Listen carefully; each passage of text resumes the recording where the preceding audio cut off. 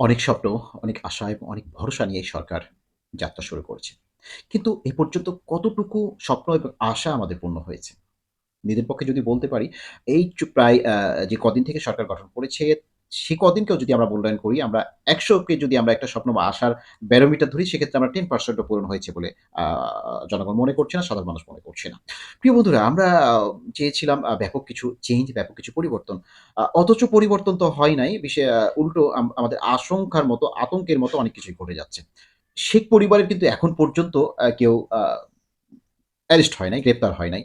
আম আপনারা নিশ্চয়ই খেয়াল করেছেন জিনিসটা। শুধু শেখ হাসিনার নিকট আত্মীয় না, ও শেখ পরিবারের আদার্স যেই সদস্যগুলো রয়েছে, তারা কিন্তু এখন পর্যন্ত কেউ গ্রেপ্তার হয় নাই। এবং আপনারা এটাও খেয়াল করেছেন, তারা কিন্তু দেশ থেকে পালিয়ে গেছে। রহস্য কি? বিষয়টা আপনারা নিশ্চয়ই খেয়াল করেছেন। আম এখন পর্যন্ত আ যারা অ্যারেস্ট হয়েছে, তারা ওই যে হাতে গোনা ২-১ জন ছাড়া সেরকম কিন্তু প্রমিনেন্ট কোনো নেতা না। যেমন আসাদুজ্জামান খান কামাল, স্বরাষ্ট্রমন্ত্রী। আ তৎ আ ছাত্রদের বৈষম্য বিরোধী ছাত্র আন্দোলনের ৯ দফার মধ্যেও যাদের নাম ছিল অবেদুল কাদের, এরা কিন্তু এখনো গ্রেপ্তার হয় নাই। এবং এরপরেও দেখেন যে ডিবি হারুন গ্রেপ্তার হয়েছে, গ্রেপ্তার হয়নি। এরকম একটা দ্বিধাদ্বন্দ্বের মধ্যে, রহস্যের মধ্যে এখনো আমরা আছি। তাছাড়া অন্যান্য যে পুলিশ অফিসারগুলো এখন পর্যন্ত কিন্তু গ্রেপ্তার হয় নাই। কেন গ্রেপ্তার হচ্ছে না? এবং এই গ্রেপ্তার না হওয়ার পিছনে কাদের হাত আছে?